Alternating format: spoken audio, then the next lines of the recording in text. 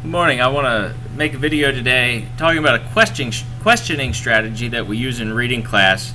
Um, I'll be posting a series of videos on the different reading strategies that we use in class. And the one I want to start with is questioning. So, questioning, oftentimes we'll ask the kids to make questions in their head as they're reading, and this is probably one of the hardest strategies for kids to master.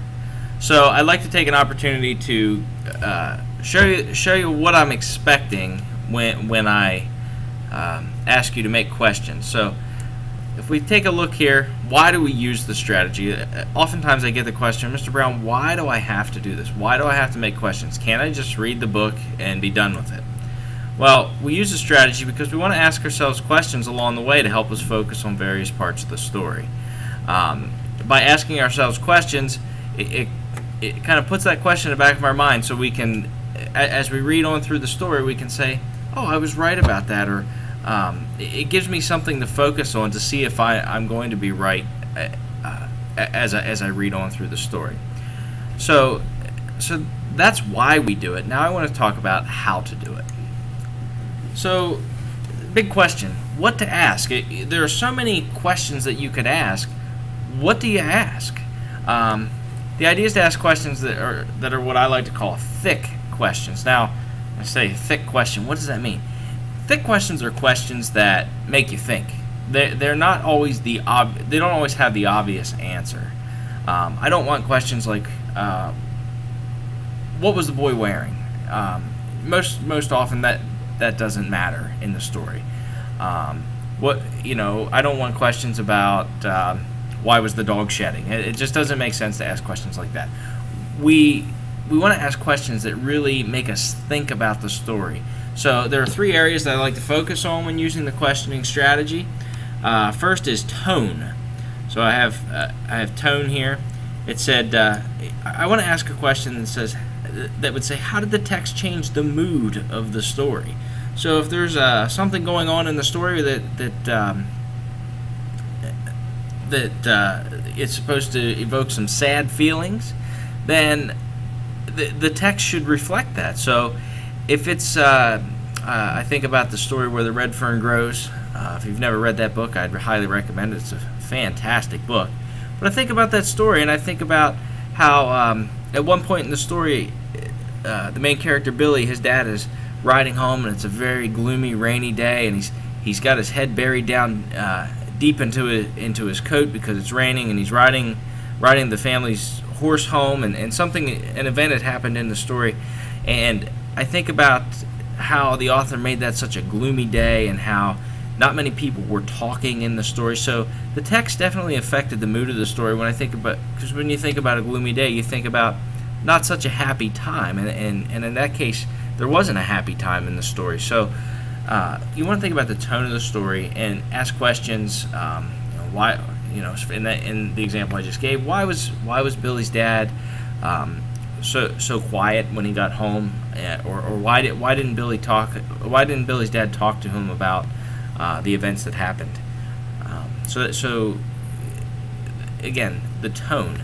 Now, the next one I want to talk about is occasion. So, what was going on in the story to make your reader make that statement? So, something happens in the story, and the main character says something or does something that really is a powerful thing. So, and it's a kind of a heat of the moment kind of thing, and without that event happening, it would have changed the whole meaning of the story. So what was going on in the story to make the reader make the statement, or make the character make that statement, rather? And finally, the purpose. What connections did the author want you to make? So I think about a story. If I'm thinking about a story, and I want to know what the author's purpose was. We just read a story last week about earthquakes, and in the story, the main characters were thinking back about how their dog was lost, and they couldn't find him. There was an earthquake right after the earthquake, and they were scared. And it starts going back to thinking about when the main character had gotten the dog and thinking about all the good times they had with the dog.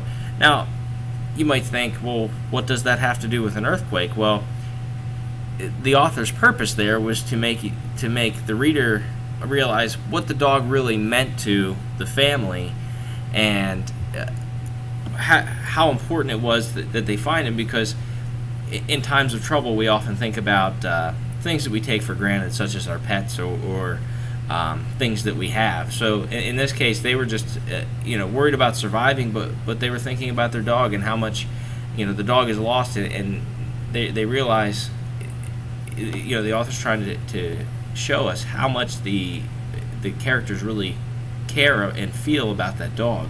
So you want to look at the purpose. So these are the kinds of things I'm looking for when I want you to when I ask you to do a questioning strategy, when I ask you to make questions.